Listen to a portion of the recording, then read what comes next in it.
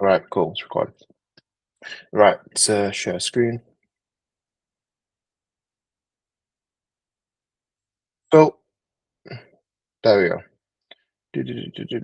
Offer. So basically, right, is this? Oh, it's blocking it a little bit. If I just move this up. Actually, I can do this. There, right. Can you still see my screen, right? Yeah.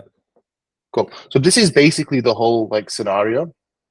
You got these are the 11 checkpoints that you're going to need to go through, and these are 11 key stages essentially. It's very, very straightforward. So we already talked about a few of them, but I want to go in depth and explain like what works, why it works, and then how we're going to get applicable to you. Because remember, we're going through pharmacy, aren't we? So you wouldn't go for that market because you've already done that beforehand. Yeah, that's right. Cool. Is there Right. a So question on that go though? Because I've done a couple websites for pharmacy, but I don't know if it's a lucrative market in terms of like the clients have the money. Maybe that's my only query. Yeah. you will find there are like different market like there are different markets and they all pay different prices, and it's usually the same job you're doing with a bit of a difference in the back, like a bit of difference in the front end. So it is really key what you pick from the get-go. But like with this model, you can try one out and see how it does. And then from that, you can kind of trade up. So like advertising, like what we do, that's you can start with we start with lead-based businesses like clinics and stuff. And then the hardest ones are like the higher end e-com apps and then like B2B, like or high ticket B2B. But those are the hardest niches you can do. But you want to usually start off with the easiest ones, get the experience, and then move up. That's what like I'd advise. But and then the reason I think we went pharmacy is because you've got experience, you'll see later on why it will be easier for you to close them, and then you can build your first set of case studies out of that as well. Do you know what I mean? Yeah, that makes sense. And is this a model which you can kind of take like not just like nationally, but like say worldwide, for example? Yeah. Okay. There's a few like there's a few tweaks. Like overall, have I got the original model that I made? But this is I like write all my like my explanations here. Um, let's see. Yeah, this is actually the most like basic theory model where you got your product and then your distribution and how it all works. But then what you have is like these subsections. So which is the one we're going through today. Okay. Scroll down back here, which is like for your specific industry, this is what you're going to basically go through. And this is the same with most like local service, I'd say. So it'd be pretty straightforward. So the four types of offers that you can make, and the best one to start off with is usually the value stack. But you've got basically four variations, so it's kind of three. The value stack is something like this. A second. I'm not sure the exact one that I used to run that used to do really well for me. I used to literally just call out four key points and then I would run that as an ad. It was about 15, £20 a lead. I'll show you later down the line. And then I'd usually have a massive value stack. Value stacks are usually the easiest ones is because what you're doing is you're going for something that people already want. So you don't need to educate them. Like some people are already unhappy with the website, especially in real estate. I knew that for a fact because I talked to so many. Like a lot of them just are unhappy. They want a back-end system that connects properly. They want to make sure they can manage the properties and the clients together. So like, and then the booking. So they already wanted all of that in one system. So like, if you providing that solution, they already wanted to go with you. It was just making sure that like it was really good value based. You can see here at the bottom who wants a hands-off one-to-one experience and someone who can join their team within that industry. And I think a lot of people feel like this. They want people to actually feel a part of them and have that one-to-one service. As you scale, you change the model a little bit. When you're starting off, you can be like that and you're really attentive and all these little things. And it's all these little things that kind of make clients want to be with you.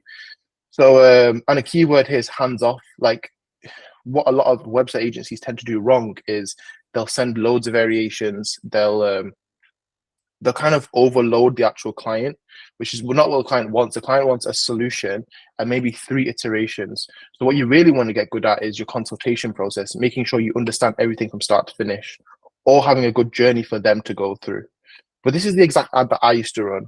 I used to get like around £20 a lead, and I'll actually show you the back end as well because I've got a few ad accounts. No, this is my web developer one. So even with the actually, I want to just show you as well, just to show you that it's interchangeable in any scenario. Let's go back to here. I ran this for. Gone. I was just going to ask, do you run these on Instagram and Facebook, or is it like solely on Instagram, for example? Both Instagram and Facebook. Okay. The target, like back in the day, like 2 years ago, it used to matter, like the placements. Now I would personally don't bother, especially with lead based. I like just go straight forward. But it's the same thing here. Like when I was running the web developer, the MTBC one that you ran, I don't know if you would have seen this ad, but these were exactly the four. Oh, did you? Yeah. Because I read, Alex Hormozi's 100 mil offers and 100 mil leads. I was reading that, and then your ad popped up, and it was like basically hitting all the points of what I was reading in the book. Like selling all the benefits, all the bonuses. I was like, this is a great example. It was actually one of the first times I saw an example of an ad. I was like, spit an image of like what I've been reading. And now when I sort of like come across ads on Instagram, I save them now, like the good ones. So yeah, that's kind of like where I was like, yeah, I saw your ad and I was like, oh, this is cool. Yeah, I got the method from Hormozi. Like it took me a few trial and errors to get it right. But there are many different models you can run. Like for me personally, I've always seen the best ones with the results like this. But like if I'm in so I'll show you a few different industries. What should I? There must be an ad creative somewhere that I'm thinking about. All right, one sec. I think but here was go on.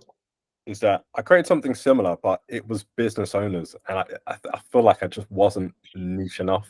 I've not been niche enough. Yeah, it definitely was niche. Like you have to be super specific with who you're going for. The more broader, it's because when you're super specific, you can actually target exactly what the problems are. You know what I mean? Like the web developer one was very straightforward. I know a lot of web developers can't get clients. I know they don't know the acquisition funnel. I know that and to be honest, no one else was doing it as well.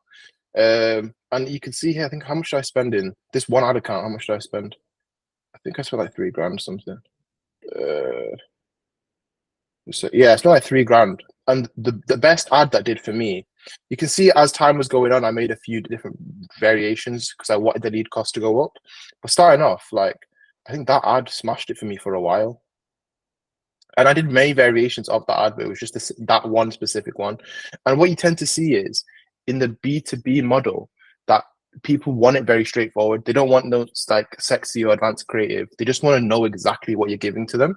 And then like to make it even better, like if you actually have the solution in front of them and you show a video or something, then they're going to more likely go for it. But they don't want anything fancy. It's usually very straightforward.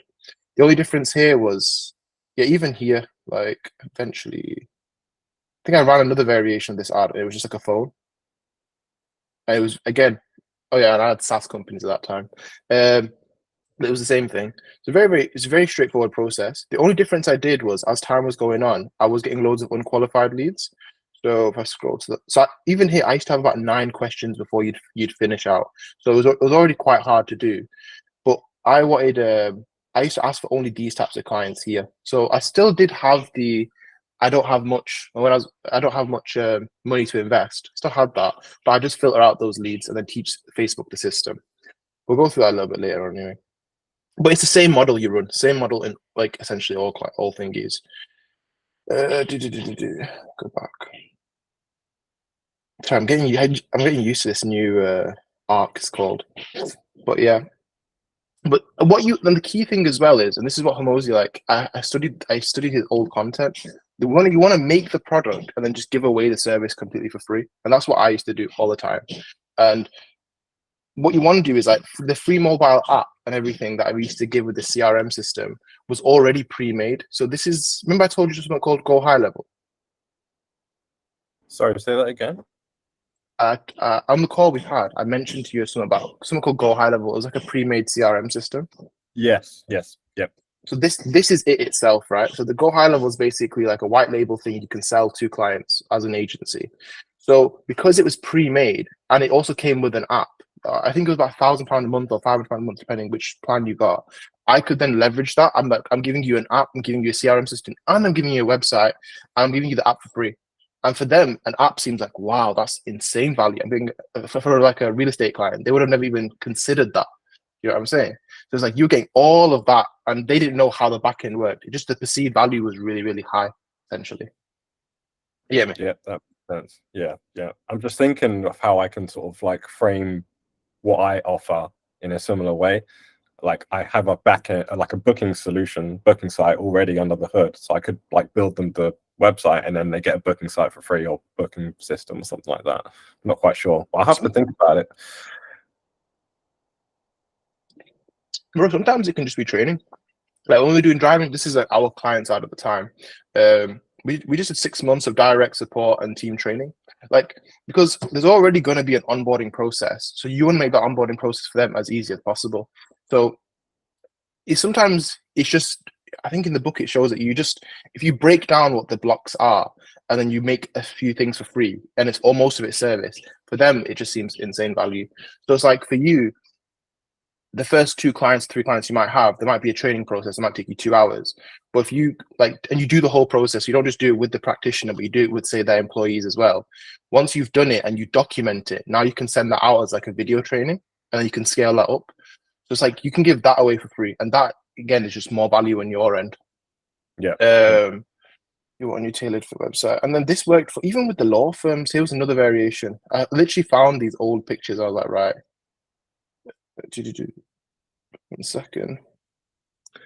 Wants a great website. It wants WhatsApp, email, SMS.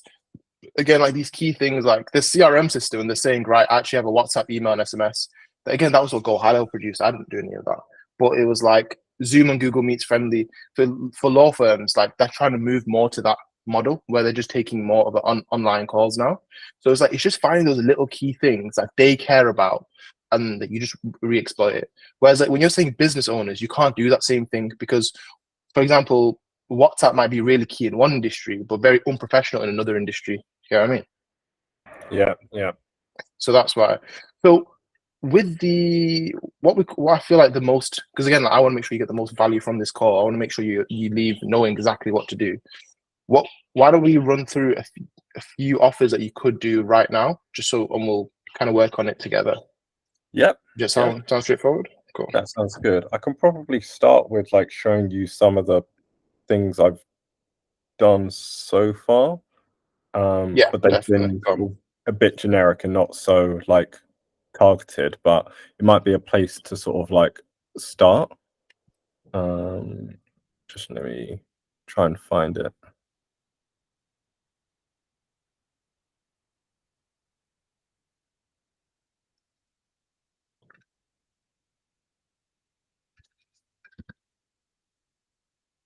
Okay. Okay, I'm gonna just share my screen. Okay, can you see my screen?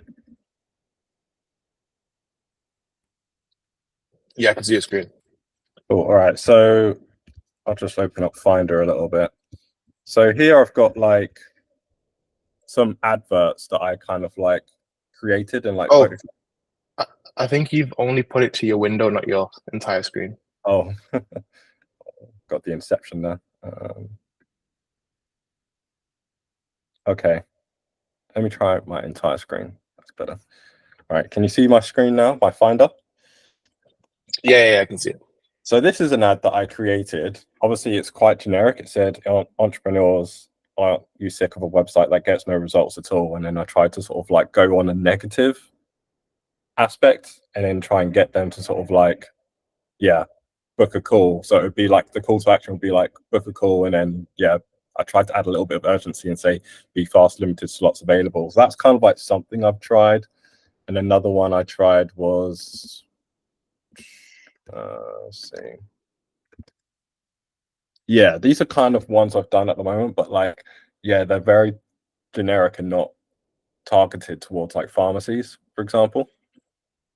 So here's a few of the value stacks, but I don't think they're like, they could probably have a little bit more meat on them because it's a little bit thin. It says convert more customers, get more attention on your services, boost your SEO and increase leads, book a free consultation. So after seeing the ones you sort of like shared just now, it's like a lot more meat in terms of like the value stack. And I notice as well that you've also sort of like added like a picture as well of like the goal or the dream, like the website. So maybe I need to sort of like do that as well. Yeah, it's definitely the it's the sorry, my words, Yes. Yeah. ambiguous. You know what I mean? It's like sick of a website that doesn't get results. It's like, again, it's because you're targeting business owners, which is so vast. It's Yeah. like, what does that actually mean when Yeah. you're saying that? What does it mean? Yeah. Yeah. No, I'm So that, asking you as a question. Like, what does it mean to you? Like, I'm saying, like, what does it mean? but when I see that, it's probably a bit confusing. What it meant to me is like, I don't know, I was trying to get people who maybe have a website but sick of it because they're not getting any leads, and hopefully that when they see this, that it will make them realize that they could have a website that actually converts and increases their leads and gets more attention on their services. But I don't know if it sort of like fulfilled that journey. Yeah. But what you've said, and I mean, like, what you've said and what you've put are just two different things. And I think I'm always get shocked about this. It's the level of competence. So it's Mhm. like probably because of where you work. Like when you say that, your peers around you understand that. Yeah. Now, when you're saying it, and obviously, like I would say in this industry, I'm definitely the technical knowledge. I'm definitely lower because I'm not that good at it. So when you're saying, I'm like, I don't understand. So it's like all you need to do is just make the level of competence a bit lower. Make it as if a 5-year, what was it, a fifth grader Yeah. could understand it. That's Yeah. it. Yeah. Like even the keyword leads, like you put like when you're saying leads and then you say like customers, what's the difference between like someone's e-commerce and someone's local service?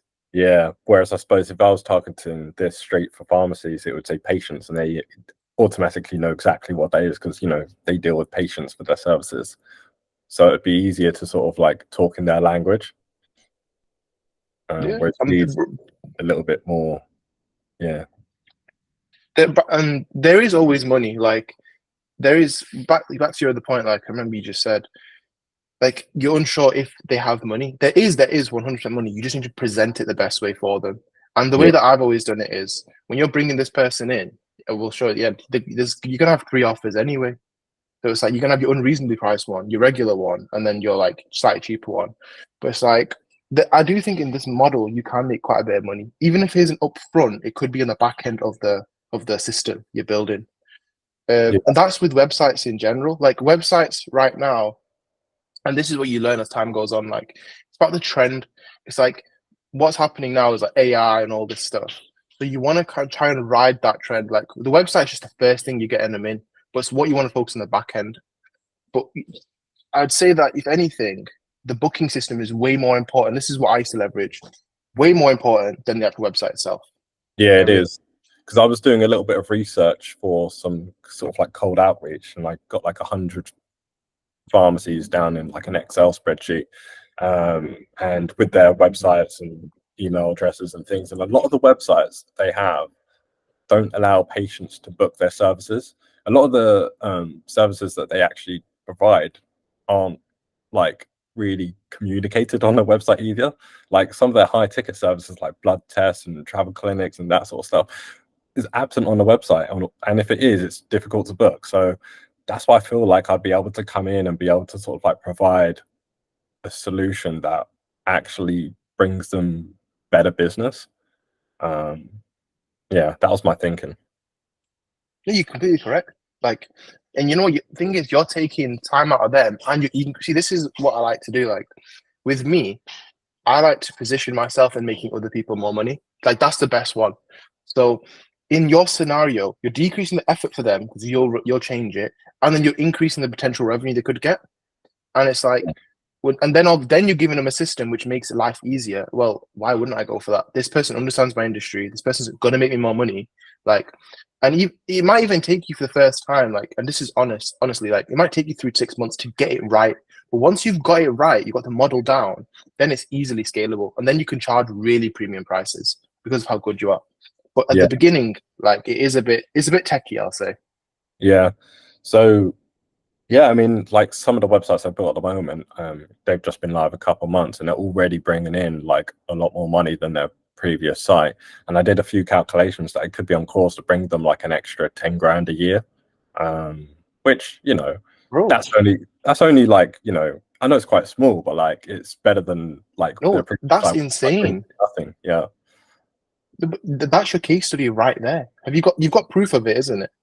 Yeah, so like let me just go online. So I've got my sort of like main website, which is like your all-in-one web design partner, which has got like a few websites I've done, not just pharmacy. So I've done one for like an accounting firm. We've got a pharmacy one here, events booker, health supplement brand, and then a couple more pharmacies. And then I've got my testimonials as well. So like I've got my testimonial here from South Ealing Pharmacy. I've got my testimonial from the health supplement brands, and then another one from another pharmacy. But this is my generic site. But then what I did do is actually create like a patient-focused design website. So this is like an agency website, whatever you want to call it, which is like focused for pharmacies. And so, yeah, the headline's like designing websites that drive growth for your pharmacy. And this one basically just focuses on like the pharmacy websites and the testimonials from like just the pharmacy owners. So yeah, that's kind of like, I guess, my funnel. If people were to click on an ad, this is where it was going to take them. But the problem is that I don't think that they were qualified leads. Can you see my screen? Let me stop sharing. Yes, I can see your screen. I'm gonna say like I said, your design's way better than mine. But I want to show you that it's bigness here. So this is I've got the so this is the landing page I used to make. I want to just show you how we used to do it. And funny enough, we never put a website in the thing. We never did that. Same with MTBC. Like we'll have the website somewhere in Figma, but there's like a whole. This is the whole thing. You can see with a structure to why I've done it like this. Like with yours, which is it's got the few of the right things, but still not calling out enough of the right person. So this was for driving schools, right? Our job is to optimize your driving school, make the student journey seamless, and give you more time to make the road a safer place, right? And obviously, you just like thingy, you pay a bit of like what do you call alliteration or something like a bit of something they'd get, make them laugh. Then you straight away underneath, are you running a driving school? Let us take away the stress, the hassle of website. We'll customize everything. And you start making a bit of a thingy explanation, and then you can see here our drive for automation. So with the CRM, we used to have these automations as well that we could do. But straight away, the first thing I'm talking about is like what that person wants, what they're desiring. And then I used to have a VSL, and then I used to explain the system, the automation system. What you want to do is like the idea of website, right? And it's just funny because it's the main thing you're selling. But I would say that stick away from that and start selling systems, as you say, or like a system, or there's another one, all in one. Start going to that language because it seems like you're just getting more, even if it's just a website. So that's key point number one. Then what you want to do is really make it as easy as possible to understand how your system, your website is generating them more money. And the key point, you said you've done it. Well, all you need to do is make it really easy, understandable case study, like something like literally like this, where it's just screenshots, and then put it onto your website. It should be very easy. It should be one of the first things they see. The only reason they don't see this first is because I've got a VSL here. I don't know if you ever saw one of my VSLs, but did you ever go on the website and see it? Yeah, I did. Yeah. It was like a pretty good example of like a like a landing page. Because it was pretty fresh after I've been sort of like reading some books and things, and started following a load of people who are like landing page experts, and that's when I started to build like my own landing page. Yeah. It's just, to be honest, like I wouldn't. My landing pages aren't sexy at all. Like I know that for a fact. And they're just very straightforward, and it talks about the exact solution. But this again, it just goes back to niching down. And I ran this same landing page for the law. So this is for driving school. This is for a law firm. This is for a therapy clinic. This is for an aesthetics clinic. It was the exact same landing page I ran every single time because it worked. You know what I mean? And this is like this is where the experience of working in multiple industries kind of comes in. But again, you want to automate your customer process and give you more time to shine. You're running an aesthetics clinic. It's just figuring out what they didn't want to do. And even with the, I'll see if I still have the MTBC one. Let me go back a sec, back to files, because I have quite a few. I'd love to see if I do have it. It might be Joanne who has it. It might be this one actually, if we're lucky. Yeah, it was this one. Oh, but yeah, I would say there's a structure, and I'll send it you after the call. I'd really say follow the structure. Oh, bro, this isn't okay. One sec. Because even then, like, funnily enough, how do I do it? There we go. Right. I've run this landing version of this landing page so many times. There was a time we were gonna. I've had a lot of business ideas in the past 6 months before I finally settled. You know, you remember in the book it says niche slapping. Yeah, That was me. I got niche slapped quite hard because I literally kept like because once you master the formula, it's the same thing. But there was a time we were going to make an AI marketing system, and again follow the it's this one down here actually. Follow the exact same structure. But I'd love to show you, but like every time I try to move to the left, it's like it goes back a page. So, yeah, here. I changed the color a little bit, but we'd run the exact same thing. Now the thing that you got that I didn't have originally was that you can put like a lot of your stuff already here. So like with this AI system I was making, okay, this is pissing me off. One of the key selling points was that I already had all the ads and stuff pre-made. Yeah, I'll do it here if I can get here. Yeah, these. There we go. So the idea was I'd put the pre-made ads there. I'd show the CRM system, and then you'd show all the additional features. But here I'd also have a mini case study as well. This is like because you have more than me. That you've already got the case studies. You should definitely like implement that straight away for them to see. Like in the landing page, you want to show them the exact solution that's going to work for them, guaranteed. Like what you've done, you've shown the websites, which is great, but it's like that doesn't really push off your point on how you're going to get a better booking solution, how you're going to make them more money over a year's time. Like it doesn't show any of that. It's just showing the design. You know what I mean? yeah, no, that makes sense. Yeah, no, totally. So It's like just taking a step back, like zooming out and just seeing like what am I trying to communicate, which is the solution. Yeah. But I used to copy a lot of this stuff. Like I used to look at another website and think, right, if it's working for them, why is it working? And then I just like combine it all. Like same here, like you've probably seen this so many times, like this variation, but it works. And what my marketing thing was £149 a month, and then it was 15,000 if you were to do with all these other systems. Do you know what I mean? So it's just like, and again, the same thing I'd always say what my thing is versus a regular agency. So it was like, I think my unique selling. Well, I think. Yeah, do you have it?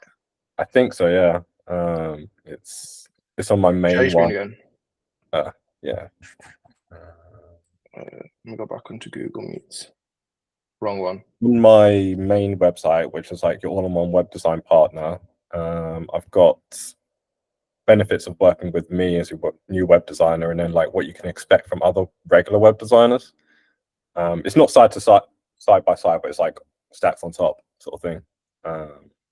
Yeah, that was it. Scroll to the top again. The very top, or the very top, yeah. Yeah. I also want you to open a new tab.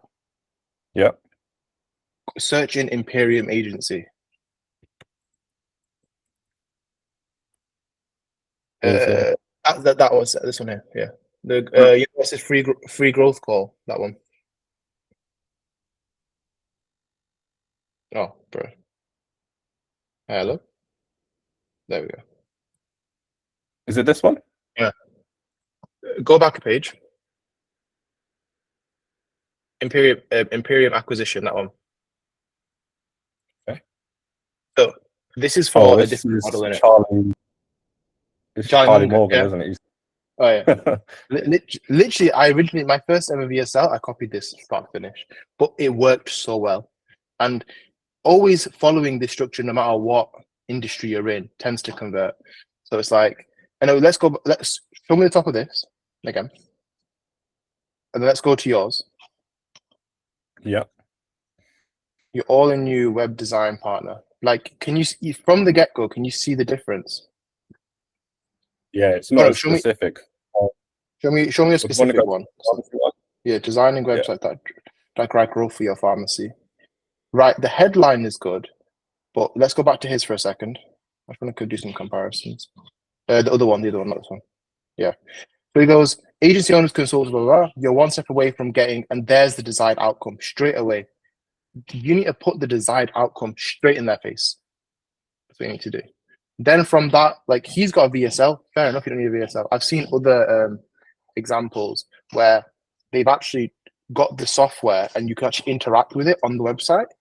Obviously, that's when it's really good. So you can put that there. It doesn't have to be a VSL. VSLs are just easy to make, but it's like you just want to immediately give them the value. So you because remember the first thing they're going to see is that headline and then bang. So let's go back to yours. Yep. Book your free consultation. Scroll down a bit.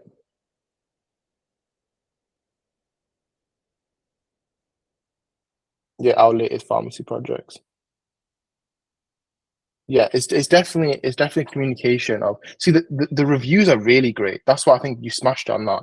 It's just like this is probably the best thing you've done. Like it's if anything, a lot of people forget this piece, but it's just that middle piece you need to change.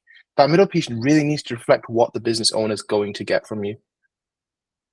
Yeah. Do you think I need a video as well, like reinforcing like my offer or what I can do for them? Is that like does that increase like conversions, for example?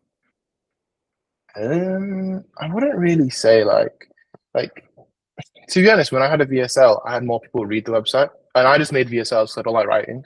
But Okay. it's really up to you. But I would say, like in your industry, especially if you're the first one to do something, if you want to make it consistent, like put a VSL, then like you probably should like move it along with because even on my Instagram, it used to be me as well. So I'd follow it through with that. But yeah, I would say having a VSL wouldn't hurt. And if you can deliver the message really well, you can make the video about 3 minutes long. Like I used to make mine too long. 3 minutes, immediately show the value points. That would really help. And then even the Okay. case studies. But you tend to see a lot of these landing pages, they're just reinforcing the same thing because they know what the customer wants. But Yeah. hopefully you know what to take away from here. And Yeah. then right. Go on. Yeah. Just need to sort of communicate better, like really zoom in on I guess the solution that I am selling them, like and all the benefits to them, like how it's going to make them more money, how it's going to make their life easier, get more bookings, get more patients, and try and sort of like stack that up like clearly. What I can do for you is I'll send you my version, the ones that worked. I'll just send it on the Google chat so you can Yeah. keep it. So up to you again. Like mine's just a rough reference. It's just like and this is what I tend to see a lot of the time. And this is what you're gonna. This is the key thing about marketing, and do make it ugly first. Just make it work, and then make it look really sexy after. And I see this happen Yeah. the other way around Okay. a lot of the times. How do I share this one? Oh, right. So I'll put this on the Google chat. And feel free if you want anything, just message me and I'll send it you. Yeah. I also remember you saying on the call as well that there's a little bit of a shift in terms of like using the lead forms instead of like the landing pages. Is that something that you would recommend? Like, should I like focus on the sort of like lead forms, or like should I, go to town with like my landing page sort of thing, or both? I'll show this up. So reason why lead forms are doing better is just because data tracking is just getting annihilated.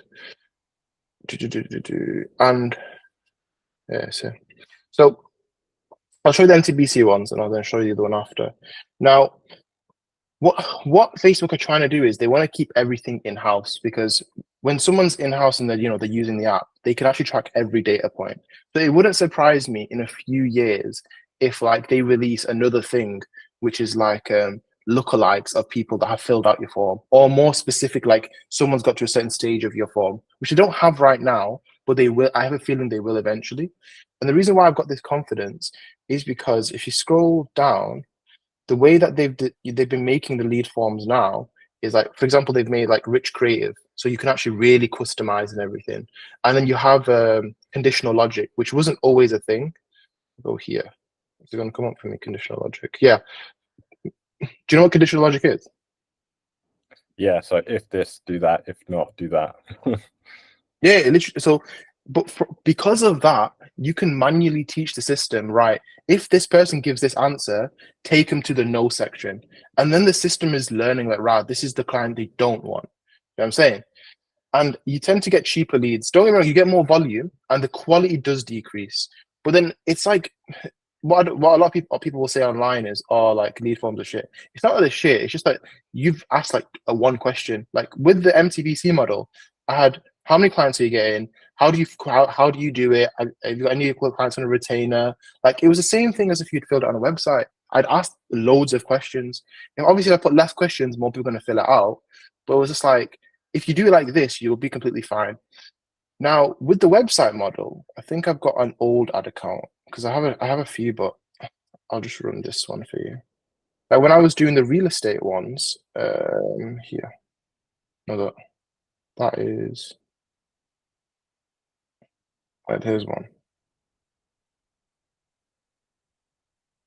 Here was the exact. Here's the exact ad.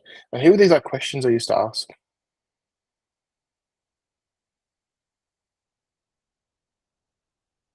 Yeah, right. Okay. So you'll notice it's always the same model I run. Oh, right. Okay, that's one. Okay, 2, 3, 4, 5, 6. And notice I'd always ask, what are your target monthly revenue? So I'd always ask where they are and where they want to go to. I'd always ask that question. Because when you're in a sales call and even an appointment setting call, it's just good leverage. Obviously, you want to make the desired outcome really, really high. And then like, I used to make it reinforce like, what do they feel they're going to get out of this? I feel like this will increase my revenue and help with my brand and streamline systems. I'm asking about a property management, like, and real estate. This is for the website.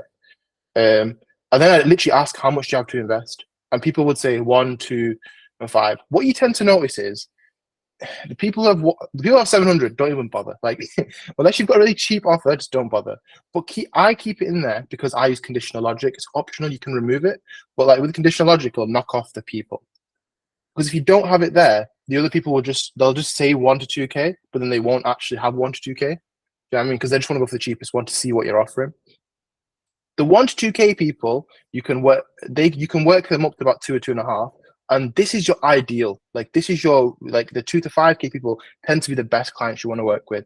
Like they're most understanding. They do want the one-to-one service, and they usually know straight away. Like even with MTBC, I used to run 2 offers. I used to run, it was 1K up front, and then we did a commission, or with 4 grand. And the people who paid 4 grand were always the easiest ones to work with because they already had the self-belief and they already had the systems in place. So this is where you really want to go for. But don't get me wrong, you will get a few of these and they do pay. You can just need to push them a little bit. I only ever had like 2 people or 3 people that came for this like 5-10 grand price. That was just because like I couldn't really provide 5-10 grand worth of value at that time. I was literally using like a Figma designer, a developer, and then a white label system. So I didn't have that many people come for that kind of price. But most of my closes were on this one here. And those are the best clients for me to work with. So yeah, that's pretty straightforward. And that's how I used to set it up. And then how fast do you need it? Again, because obviously you can leverage time. And there's another thing that I've changed recently. What you want to do is with your lead form, you don't want to ask for their number here, but you want to ask for it manually. So you want to make a new question and then say, what is your number? So I can text you X, or so I can give you X. And they have to manually input it. Then you can still have this just in case, But this is where Go High Level comes into it, and you need to like, I would say, do a lot of research into this. With Go High Level, what you can do is all the data is then transferred, and all the automations are then done here. One sec. Yeah, cool. What you can do, let me go on to IC. Oh no, let me go on to Librem actually.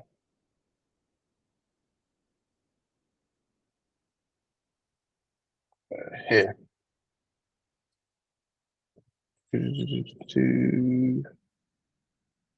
Settings.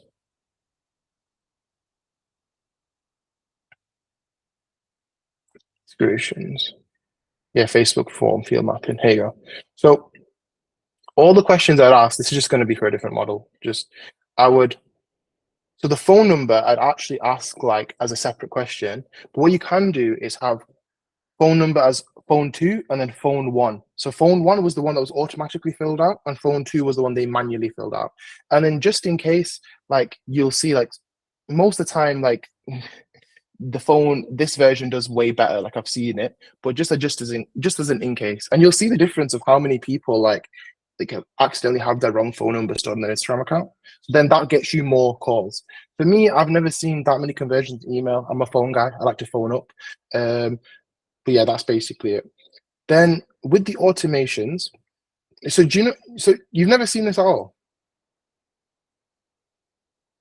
No, never seen it. I mean, I'm aware of like CRM systems, but I've never worked with one. Like, it's never been something that I've had to touch before. Yeah. Well, actually, you know what's really good actually. Right, I'll send this to you as well because you're not in aesthetics anyway, so it won't be thinking. Notion, Jira, those kind of things for software projects. Oh, I don't I don't know what Jira is. I've heard about Jira tickets and stuff, but I've never really gone too much into it. Where is it now? Skilling playbooks, handbook, technical skills. There.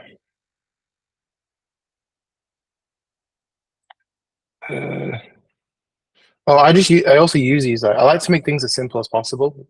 Like I've realized that's literally the hack. Right.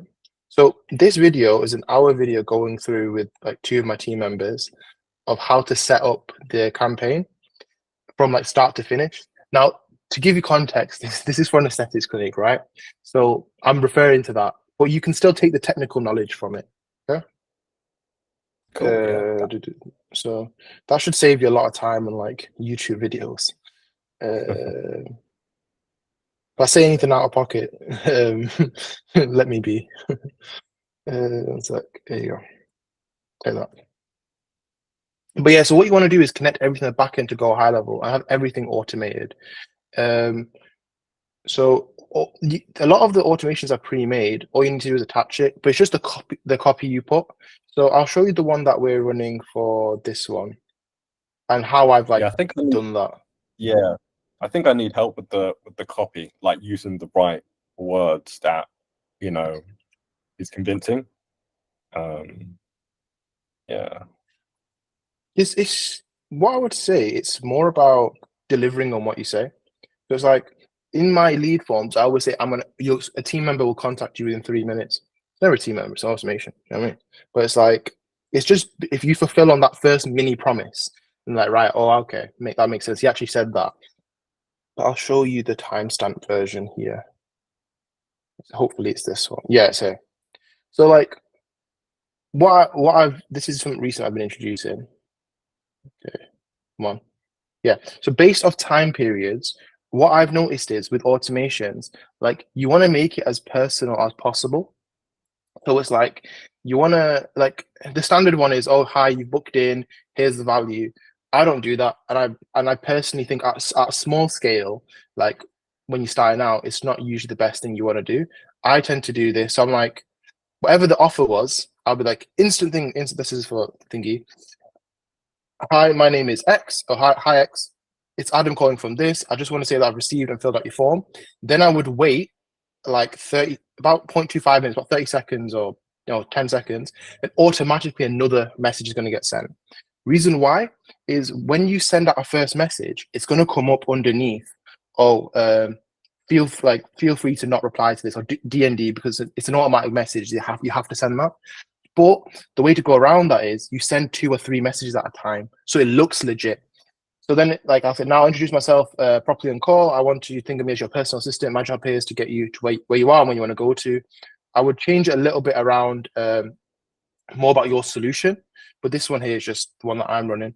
And the third one here is the third thing is the landing page. So here's a landing page to see an overview, some previous results, and then I'll drop you a call shortly, or I'll drop you a call within the next 20 minutes, 30 minutes. The good thing about this is you can set it up that you get notified straight away. So you can watch the automation go through, see if they reply first, and you can actually see if they clicked on the link or not. I'll show you now. And this is why Go High Level is really good for this kind of stuff. Should we do an opportunity? Should we do this one? I think Maria did. I think she did click on. Yeah, so you can see the full customer journey of what they did and how many times they clicked on as well. So this, then if they're really interested, so here's the lead form. Here was the original message she got. Hi, Maria, blah, blah. And this was the first one we did. We did a typo. Here's what I'm talking about. Reply to stop to unsubscribe. So it's like you want to overcome that. So sending a second message as soon as possible, like it kind of looks legit, and they're like, oh, maybe a lot of people don't like they just ignore it after that. But if you leave it alone, you leave one message, they're actually going to unsubscribe. Really funny. And then we would send out the case study. And thanks for inquiring. Here's our free case study, or here's our X. For you, it would be here's the landing page. Have a watch where they can book in. A lot of people won't book in, and that's fine. But as long as they've clicked on it and they've seen it, that's what you want to know. And the fact that like this person has clicked on it 3 times, 4 times, that means they're super interested. So there's something in there that they want. Now, I used to make my landing pages on Shopify. I just liked it. But Shopify used to have a screen recorder app, or heat mapping, you probably know. I would do that to see what the person is focusing on. And I got that from when I was working in e-com for a bit. Because what you want to see is, what are the majority of your customers focusing on the website, and then double down on that. And that's how I kind of got to my formula of like how I was building out landing pages. And like, you can see like most of the time, maybe like 30% of your audience won't watch your VSL.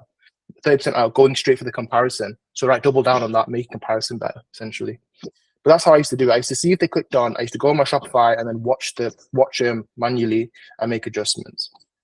Then I would try call them as fast as possible. And you've got all the information here anyway. So if I go on to the MTBC one, which would be easier, I need to delete this one. Opportunities. My calendar was booked. Like, I don't know if I'm gonna put on my story. Oh no, I should go back. See if it's still there, because I think I deleted it. Back in the day, talk with Mac and Tech. No, I don't think I've got it anymore, because I deleted it. But back in the day, my calendar was booked out. Like every day I would have I think I had 100 appointments a month. So it was like, I made sure I was on top of it. Wow. The only reason I changed industry was because like I was really happy doing it. It was just those 2 things. I didn't realize the skill gap on like that a lot of web developers have in sales. Like it's really, really hard. Like there's a massive gap that you have to go through. There was that issue, and the other issue was that you get these things that are like marketing pro niches. So I'd done 100 I'd done about 100 appointments, and of that 10 closed, which is 10%. Which are, again, you're looking like $4,000. So it's like it's all right. Do you know what I mean? But it's like I knew if I ran that same model in a different industry, I'd make more and work less. So it was like, and then I learned the whole thing about marketing pro niches, and you'll know this. Like there are going to be some niches where it's like they're more prone to websites and systems than other niches. And that's what you're going to figure out. Maybe pharmacy isn't the best to scale, but it's the best to start. But real estate, I'm telling you, they love it. Go real estate, everyone loves it. But here, for example, I've never had a client before. All the information is then just passed over straight away. So you don't have to go on the thingy. And they're telling me I have £1,000 to invest. Right, okay, that's fine. They have 1,000. The ad spend used to be about like 500 anyway. I could do the commission offer if I needed to, because I was at that time I needed to close quite a lot. So I was like, right, they're suitable for this part of the program. But I also, in my contracts, like I was very specific as well. So in my MTBC contracts, if you were going for this offer for the next 12 months, you had to be paying for our CRM. It was like £500 a month as well. Whereas with the £4,000 offer, you could take everything and then leave. It was up to you. So like I was still making the money. I was just making it a longer period of time. So again, you want to think about it like that. It's like you've got the price point you want to charge, and maybe not everyone can go for that. So think about another price point where you can still make the money, but it might be over a longer time period, or you make more, basically more in the long run. Essentially, that's what I used to do. And this was my original version. Like, we'll drop you a call within the next 24 to 48 hours. Don't do that. Drop a call straight away. Then I've got, please have a watch of our system, 5 to 10 clients every single month.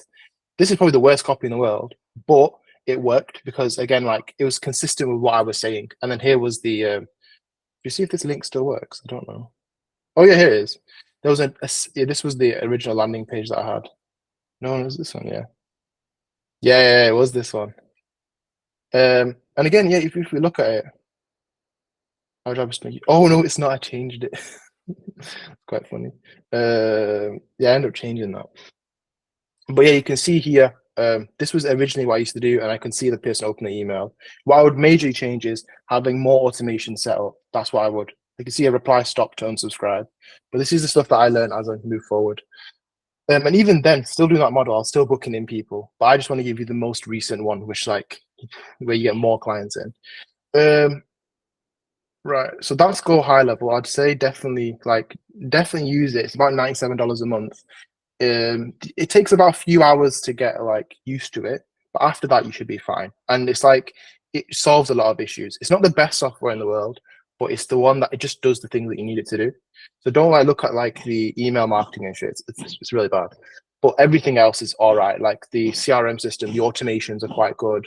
The conversations are quite good as well. Definitely have a look at that. But as soon as you get them on the call, I'll show you this thing here. This is the flow that I use. It's a 9x9 flow here. Have you ever set appointments before? No. Right, cool. No, I've had a couple, but not since I've sort of like niched down into pharmacy.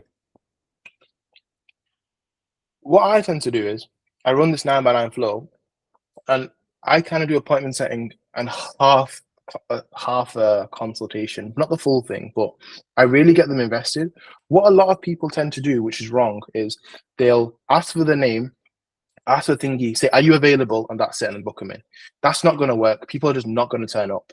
What you want to do is get the appointment and have about a 20-minute call with them, really understand them. And it's a bit like sociopathic, but it's like you actually have to care about their thing. Do you know what I mean? And in reality, like you might not care, but you want, if you want to deliver a good job, you have to. So I would always be like, hi, am I speaking to X? I'm Adam X. Oh, who are you? So, you just filled out my form about 5-10 minutes ago. Does that ring a bell? Again, because you're doing it so quick, it's like, oh yeah, I did just fill out that form. A few people are going to say, can you call me back? Say, fair enough. You want to make sure that they have time to talk. You want to make sure they have about, say 10 minutes. You're going to give them 20 minutes anyway because they're going to enjoy the call. But say, I just need 10 minutes of your time. Really understand where you're at, where you want to go to, see if I can actually help you. That's where you want to run that script a few times. I really make sure they're invested. The faster you do it, the better. And then you want to build a good rapport. I would usually then have I'd usually have the questions. So you've already got the questions filled out. You'd re-go over those same questions. Be like, right, I just want to confirm a few things. It says here you filled out X, X, and X. So it says like, right, you've already got, let's say, you already have a website, but you're telling me it's slow. Is that true? Can you tell me more about that? And then you start letting them talk way more. Like you just let them keep telling you their problems. And the key thing is you want to note down every single thing they say from start to finish and really understand them. So it's like, if I go back onto the questions I had on Go High Level, I've still got it open. Yeah, here. Right. So I'll be like, so it says here you've never had a client before. Right, okay. Is there a reason for that? Are you just starting out? But oh no, they might say, yeah, I'm just starting out. Right, okay, that makes complete sense. Right, what have you currently been doing? And sometimes I'll switch to different questions, but it's what makes sense. I go, what have you currently been doing? Cold outreach, right? Has that been working for you? Do you think you could do that a bit better? Right, okay, what's attracted you to this then specifically? Do you know what I mean? It's you basically let them tell you the thing, you just direct the conversation. At the end of it, you need to, get to the last piece, but it's like you let them just continue and like really invest into you. And really like, you crack a few jokes here and there, you feel really understood, but you really want them to talk more to you, essentially. And a lot of them will be like, you'll get about 30% people know what they want, 70% are going to need educated. But what you want to do is just make sure this person's qualified. So you want to go through the questions and be like, right, okay, so you're currently at 1K a month. You want to go 10K a month completely, right? You want, more clients. And a key thing you want to do is ask a few questions they never thought about. So it's like, ask them, have you got any clients on a retainer deal? So for you, it might be like, right, are you getting clients on for your bookings for your website? Oh, you're not? Well, actually, all our clients automatically get about 50 clients a month from the website. I'm surprised you're not doing it. Make it as if like they're missing out on something. Do you know what I mean? So it's like, ask them questions they're gonna say no to, or they're gonna be like, oh, I didn't even know about that. And then it's funny when they do, you're like, oh shit. But and you want to make sure you want to know what is stopping. Like, if anything, I'd say these questions here, they're on Charlie Morgan's as well. You want to know where they want to go to, like, so where they are, where they want to go to, why they haven't got there and what's stopping them, and what they're willing to put in. Those are the main things you want to know. And then you want to know the really final thing. I used to ask this question and say, all right, are you trying to build a lifestyle business and work 20 hours a week, or do you want to build something big? Because in this, the way I used to phrase it, I used to be like quite entrepreneurial. I'm quite young. You know what I mean? So I was like, I'm trying to build something massive. But I know a few of my friends or a few of the people I know, they want to build something easy. And within web developers, like the more older ones who were like couldn't get clients for a while, they just wanted to have the money. So I would be able to switch between the two. So now what you're doing is you're giving conditions for them to like go into, and then you've pre-made the answers. So if someone says, oh, they're willing and able to invest in it, you're right, you know what to say. If they're a bit 50-50, you know what to say. Essentially, you need to categorize everything from start to finish. But the final thing you need to know is, do they have the money? Like, that's the main thing. If they don't have the money, there is no point of booking them onto a call. Like, you need to make sure they hit your minimum criteria. And this is a thing that I used to do wrong. I used to get broke people, like, and no offense, like people who didn't have the money, I should try book them on, try sell, but they just didn't have the money. There's nothing you can do about that. But it's just like naivety in it. So yeah. And then what you want to do is, I have this, something else. Wrong one here. So I do think it's like a script for that. So it's I just use the flow. I use the flow for that. With this thing is with scripting, right? Okay. I've never really for me, it comes off a bit unnatural. So I got this from a guy called Renzo on TikTok. If you just follow this 9x9 thing, you tend to know what to do. So after that, actually, it's a good thing about so after they've answered the questions, you want to say to them, right, good news, I think you'd be a great fit. And then you'd be like, right, am I good to explain how it works? You explain it, make sure they understand it. Does it sound good enough? If you want to be really cheeky, you can actually send them another landing page, which is separate, that here are the results, have a look at this. I'll give more free value, and then you book them in. I mean, but it's like the 9x9, the 3x3 flow is really like the best way to do it because it sounds the most natural. But I can send you this if you want. With me. What is it? Are you able to share that with me, please? Yeah, sure. I'll just send you the link. There'll be a few versions. I'll be making an example video on this shortly, like of me actually doing it. So you'll actually get to see it.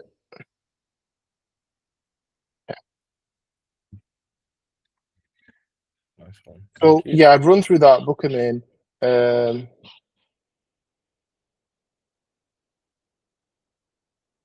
Yeah, before you explain, this is a key thing. You want to make sure, like, when you ask them, it's so funny because I've done this so many times, I don't look at the flow anymore. But now I'm like, oh yeah, you do, because I know the flow in my head. But it's like, yeah, whenever you're gonna explain something, you want to tell them what the outcome is right at the beginning. So it's like at the beginning of our call, it's like, right, I want to make sure you get the most value from this call. That's my only job here. You know what I mean? I want to give you everything. So now you know, like, right, this guy, that's what he set the standard at. So now the rest of the call makes sense. What I think people get annoyed at is when you're leading them down somewhere and they don't know where it's going. Like, People just don't like that. And personally, I don't like that either. So you want to tell them this is it.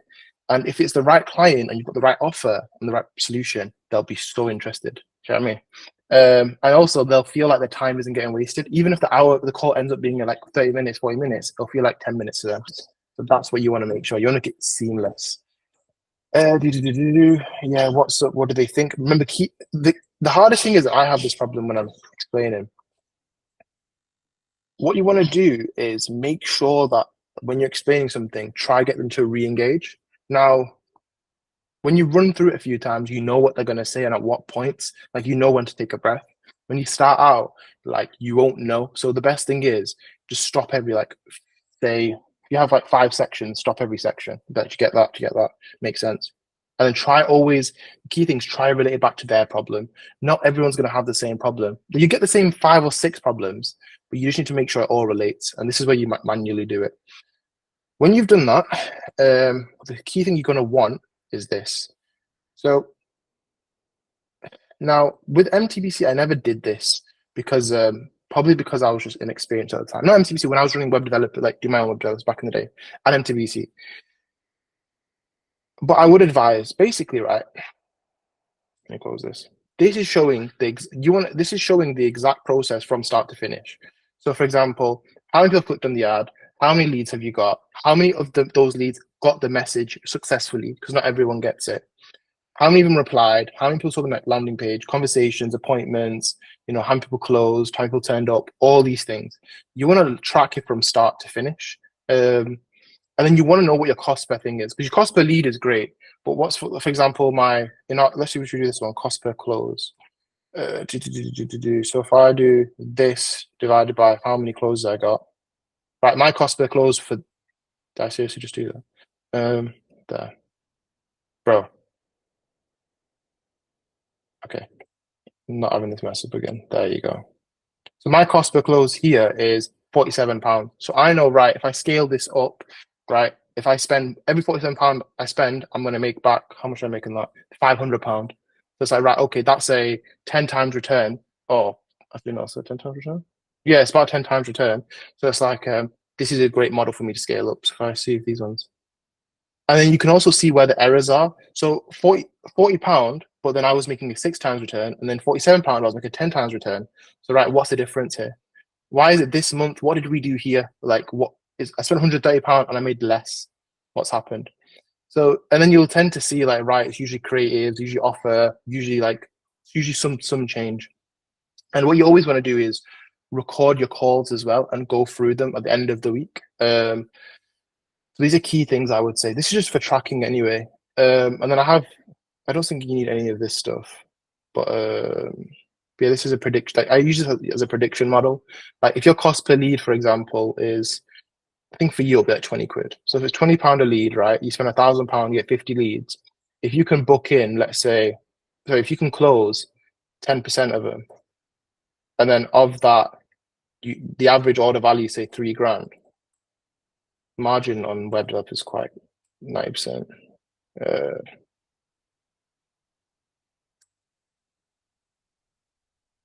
Cash collected up front. Why is this coming up with like? Oh, fair enough. That's why. Yeah, right. Okay. You know, if you spend £1,000, you can make a 15x return. Obviously, you're not going to do that. But it's like when you're starting out, it's just micro improvements. But what's the lowest you could do? So, for example, if I only get, say, what if I only get, say, a 5% close rate? What's the worst that could happen? Right. Okay, I'll get two clients. I'll make around, say, £5,000, but I've spent 1K. Okay, that makes sense. Oh, I only need one client. And that was the best thing about web development when I was running it. You didn't need that many clients to make a lot of money. Like, you could have like 3 and you'd be like really set. Like, worst case you'd get is like a client's going to give you 1 to 2K at the lowest, but you can get clients that are going to pay you 4 or 5 grand, especially if you really understand them. So it's like, I'm spending £1,000, I'm getting the lead, that knowing who I am, and if I keep following up with them, they might close in like 3 months or 6 months. That was the best thing about them. But with like aesthetics or like even plumbing or Cairo. The issue is that you had to, the offers are usually cheaper. It's like 249, 149. And it's like you need a lot more people to make that same money. Do you know what I mean? Right. Yeah, that makes sense. But then to kind of combat that, with them, those markets are more marketing prone. So then they were easier to close as well. So obviously it comes with its cush. But yeah, all right, okay. Is there anything specific? I don't know. I think would be necessary for you. Yeah, right, okay. So once you've got that piece, you've got the questions, you've run through the case study and everything. This is the exact flow that I used to use. You know, when I put someone on a consultation, or not consultation, when I put them on a call, basically. Here's the exact thing. So notice number one, it's 131 slides long. It doesn't need to be that long.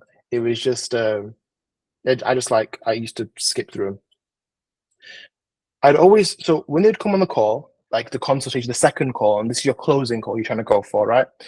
Sometimes you're third, but you know, second one usually like it's gone through everything. You tell them what you're going through. Oh, this was like a joke as well. I used to put like loads of little memes and stuff through in.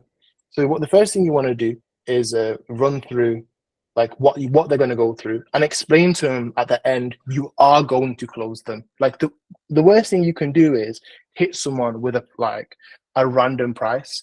Like they didn't realize that they had to pay. So you at the beginning, and when you end the appointment setting call as well, you're going to say, I'm going to book you for a call. I'm just going to run you through everything. If it makes sense, we'll go ahead. If it doesn't make sense, you don't have to go through with it. But they know that it's like, right, okay, this person is going to explain and I'm going to make a decision. You want to make that very clear.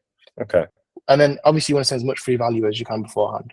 Now, I used to do this because it was the easiest way for me to put my value across. But what I will say is the more assets you have pre-made, the less slides you need. So for example, and this is why I'm really doubling down on Notion. Like, for example, there's one thing me telling you, there's one thing me showing you, but there's one thing me giving you the asset. So it's like me making this stuff on Notion, I've got the aesthetics playbook here from start to finish. I can now just give that to someone. And now to them, like, right, okay, the value is massively increased. And it's because you're showing them the actual thing. Like I'm showing you the actual ads manager, not just a screenshot. Do you know what I mean? Yeah. Right. And it's like the same thing. It's like always talks about this as well as like showing a review from 6 months ago compared to 2 weeks ago. There's going to be a massive difference in value. So that's what I would say. So with you, because you've got case studies, I would focus more on that, and I'd actually like make it very, very in detail. So your PowerPoint or whatever your thing is you're gonna show, I would say like really put a lot of effort into it. So I'd usually ask the questions again, then I'd introduce who I am, and then you'll notice how like I would follow why they're here. Like I know why someone was coming onto MP. Just going to. Go on. Sorry, I'm just going to switch my internet because it keeps like cutting in and out. Sorry. All right. So what I used to do is I knew how the conversation was going to go. So for example, I'd be like, I'm assuming you're here today because you need help getting clients. Yes. Your version is going to be, I'm assuming you're here today because you want more patients getting booked. You want an easier system. You feel like your employees are not able to communicate properly. Like, again, this is the stuff that what will probably be for you to get these answers. Call up one of your previous clients and ask them, right, what was the best thing about my system? What was the worst thing about my system? Like, what could you improve? What did you look like? Ask them the questions and then frame it here and say, what did it most solve for you? And then just follow through. Because remember, like, you want to remind the person, like, there's a fucking, I don't know, probably some psychology behind this, but you want to remind the person of why they're here. So yeah, you need help getting clients. And I used to make it very interactive. So it's like, right, they're like, yeah, true. Well, you're in the right place. Again, this is about how I have so many slides. Before I'm going to answer that, before I answer the actual question, I'd ask them why they're actually here. And then I would say there are three main reasons. And this is funny because you said, I think you mentioned COVID as well. I'm not sure. But three main reasons why web developers used to come to MTBC at the time. It was COVID, big firm, or new to the game. Again, I categorized them because I knew if someone had gone through COVID, I knew what to say to them. If someone had gone through, they got laid off, I knew what to say to them. And if they're new to the game, I knew what to say to them. And new to the game, I've been related. Big firm, I've been fired. I've tried freelancing, it doesn't work. COVID, I went through COVID as well. Do you know what I mean? So I made them very relatable for me as well, so I could understand the client as most and best as I could. But so it's like, and again, notice I put we asked over 100 people. We probably asked over like 1,000 people at that point, but like I just didn't bother changing it. But it's like you want to make sure they can really fit into one of those scenarios, so they feel like they're part of the majority. But we'll go a bit later down to that. But that makes sense. Yeah, it makes sense. Yeah. Cool. Then I used to say, like, I think you can kind of skip this out, but it's like for me, I used to be really enforcing about making people a lot of money. That's like my whole thing. Then I used to reinforce the desired outcome. So I was like, am I right if you had clients that, I used to reinforce the process they were going through. So for example, they have people, they always have people who inquire but never close. People have good quality work, but they won't pay for it, or they have clients that are rude to work for. Again, I only knew this because I ran web development, so I knew what it can be like sometimes. And I used to add a little meme as well. I used to always try to take them away from the seriousness of the conversation. So they realized it was just, we're having a conversation at the end of the day. I wasn't necessarily selling to them. Then, and then I say, like, right, we still take these clients on because at the end of the day, we all have responsibilities, etc. And again, you can take this point. The responsibilities that a web developer had is different to what a pharmacy will have, different to what anesthetic clinics will have. But they're all going to have bills, rent to pay for, a family member. This piece you don't really need. But all they might have employees to look after, and if you're going for a business owner, that's the person you're going for. You need to think what things they're going through, and then it's like usually employees, staff wages and stuff like that really stress them out, or they want to work less essentially. Then you want to say how you understand, and for me it was different. For you, you've got case studies, but when I ran this at the time, I was using myself as the example. So I used to say, look, this was me back in the day. This is like on Snapchat. So again, I used to use the most relatable thing. It's really funny because imagine that in 2019, I'm making this video to myself like, oh, I'm going to fucking make money one day. And then like 5 years later, it's come on this PowerPoint. It's really funny. But that's what I would say, like, you want to talk about how you understand them. And then this is what I used to do. I say, right, here was me going through it. Here's a screenshot of me trying to do it. Here was the someone who screwed me over, all this kind of stuff. And then I would show them how I changed myself and how I did it. But for you, you have a better case study. You have actual case studies that you've got, so you can use that. But when I started out, I just did this. And then I showed them how to, thinking back, I shouldn't have sworn as much in these, but still used to convert. The thing about developers is that they're the kind that kind of like don't mind that kind of language. Like it's almost their language, so it's almost might have worked in your favor, to be honest. So yeah, I remember I had one guy, he did call me out on it, and I was like, I was a bit arrogant. I was like, I'm not doing that. But I was like, nah, to be fair, I think it did work a few times. It was quite funny. But again, this is kind of me showing my social proof. And again, I would always link it back. I went from not being able to solve any of my problems to then being able to charge the price I want, build the team, have the clients that I wanted. So the things that the web developer wanted, I had that. For you, the only difference is the thing that your client wants, the prospect client wants, your other clients already got it. That's the only difference. But it's the same thing you want to run through. And I'll send you this PowerPoint as well, so you can just keep it. Because I don't need to use it anymore. And then I would reinforce it again. I'd be like, right, if you had clients that could, pay you the prices you want, you get 50 to 100 booked appointments. Again, for you, it's going to be, right, if you could get an additional 10 grand in revenue and you didn't have to do any work and it would require one-time sell, would you go for it? Well, fair enough. Why not? Do you know what I mean? It's 10 grand. And it's like, that's cash in your pocket. There's no effort, no nothing. Do you understand? Obviously, I'd reinforce that. That's how I'd write that here. Then, why do I have it twice? Yeah. Oh yeah, because I remember. See, I was such a noob that instead of me making animation, I just used to like duplicate the slide, and then I would be like, step process. Yeah, I get you. I just preferred it. Then I'd be like, would you take that? And they'll be like, yeah. Obviously, they're gonna say yeah. You're asking questions you know the answer to because you want to control the conversation. And then I'd break the conversation again. I'd be like, you want to make it feel like this? I was like, again, depending on your industry, you have to change it a little bit. And then I'll be like, when people ask what we do, we say we scale web developers in 10 weeks to have a shit full of cash, a full roster, and we make them more money by working less, basically. So I'd go through the whole process, the whole journey, and then this is exactly what we do. Do you know what I mean? But at the beginning, the key point is that I already said, here's exactly what we're going to do here. So what we do, how I got results. So I told them anyway. That was what a lot of people don't do, is they don't tell the client at the beginning. So it feels like, well, he's doing it on purpose. Like he's doing this like weird thing with me. I probably should make my words better. But what I did was, and so always worked in my favor, I told them, here's the exact process we're going to go through, and here's the journey. So they knew what they were going to get from the get go. And I learned that from Stephen Bartlett when I used to watch his, I went to one of his shows one time, and he did that. And I noticed it was way more engaging for the audience because they knew where they were going. Well, they knew the destination at the end of the day.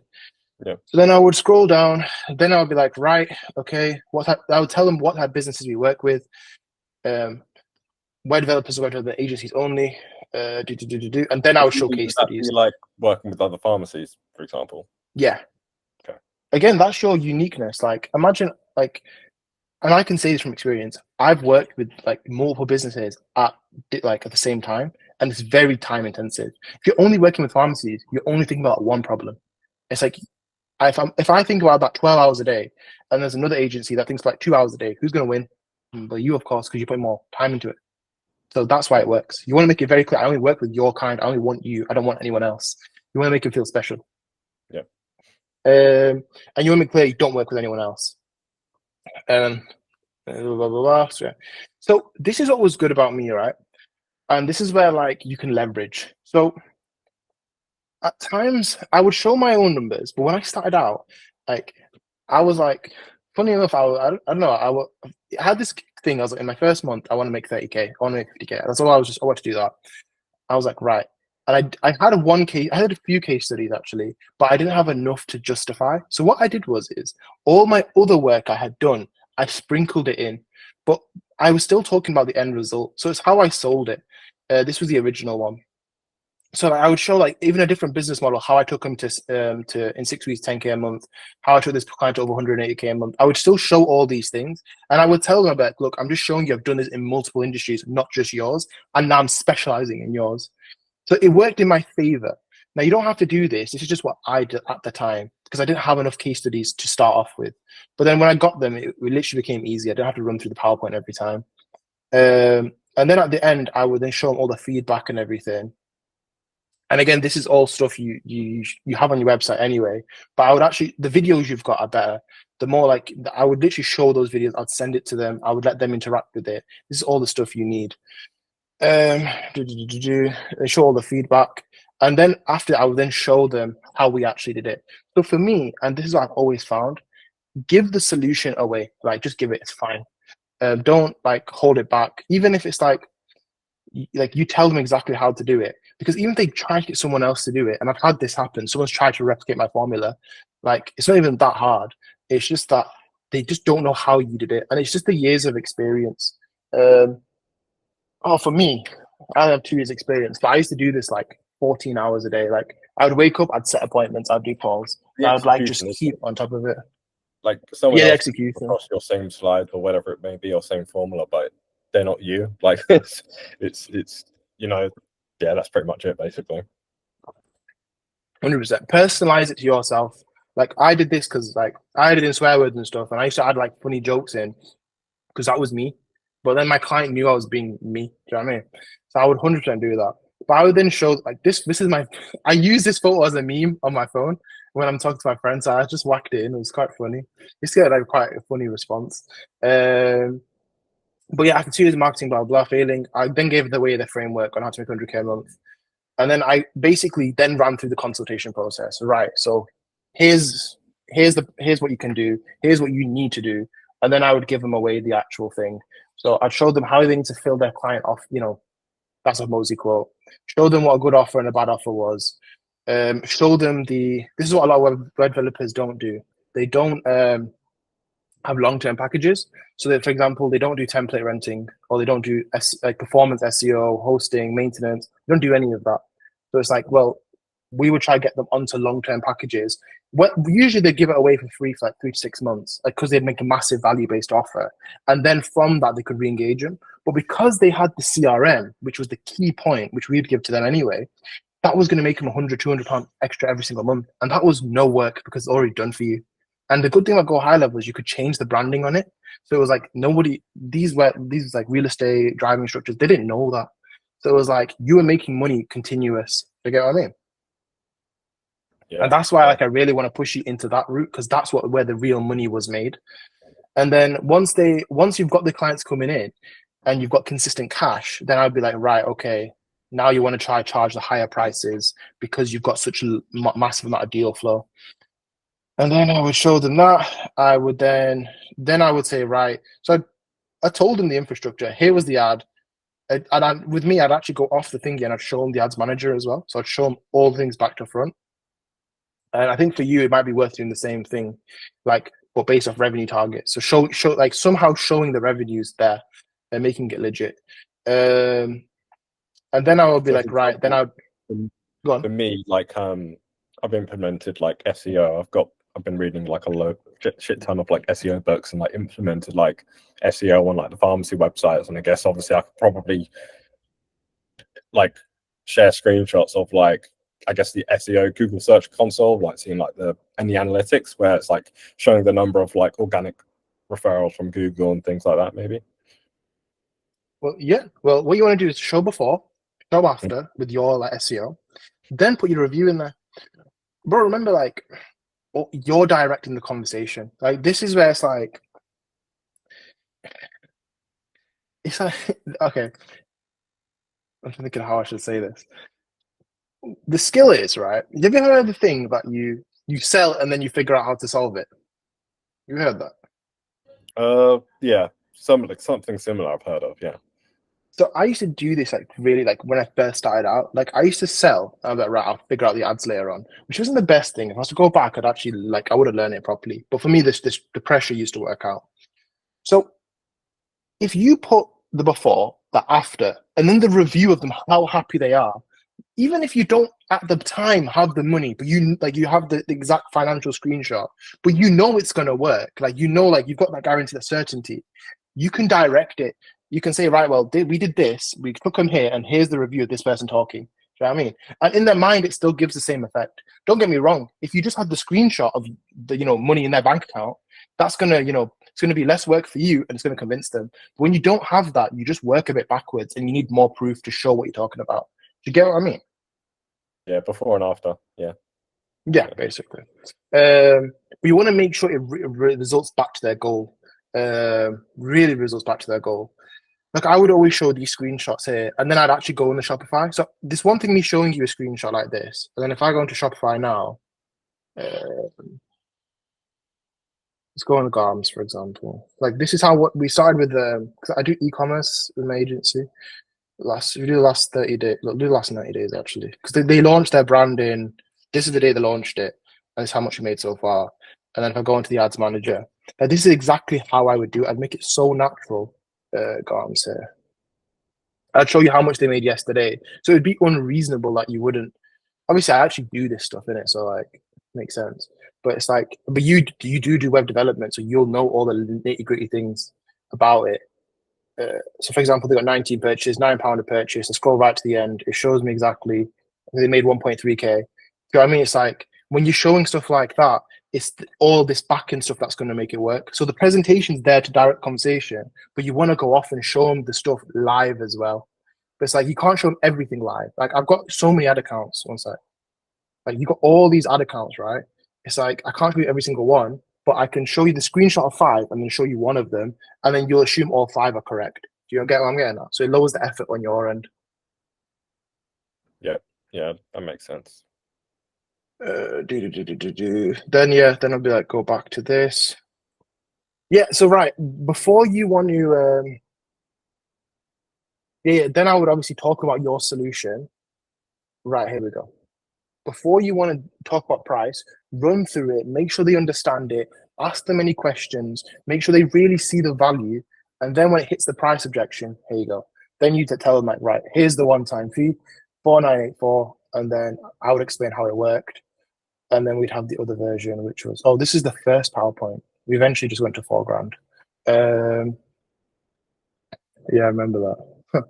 But yeah, once you hit you want to make sure you don't have any objections. You want to make sure you've understood the client. Like I've had a few times where someone said to me, they were like, this is in a different scenario where it was like, oh, I'm traveling. Like, so this was for aesthetics. They were like, oh, I want the treatment, but I'm traveling in 2 months. So I would be like, well, if you're traveling, you're not going to take photos. Yeah, I'm going to take photos. But don't you want to look nice for the photos? You do go, you lead it back because you already knew from beforehand. But you want to set yourself up as much as you can. The whole point of going through all this effort and time is so you can get all the information on the client. When it comes to the close, it's as easy as possible because you know everything about them. And shit, the guy knows. And that's the difference between someone who's like, who knows how to like market and sell and someone who doesn't. And that's how like, I think in this first month of MTBC, I think we made like 16 grand. And for me, it was, I got 30, but we live. But I was able to do that really quickly. And even with the aesthetics clinic, I'm able to make like 15 grand with them because it's the same process. I run through like everything start to finish. Like if it'd be unreasonable, and I always think about this, it'd be unreasonable if I did this 100 times, 1,000 times, I wouldn't be good at it. But there are little things like that make things win. So for example, with aesthetics, which I don't do in, maybe you can do this if there's multiple business partners. The second I've set an appointment, I add them to a group chat with the clinician owner on WhatsApp. I then get a prognosis sheet made, which is just a Photoshop of someone, what they could look like. But I confirm it with the aesthetic clinic owner, so it looks legit, like, and they could actually do that and send that to them straight away. So they get that immediate value. And I can actually prove this to you as well. One sec. Maria, here we go.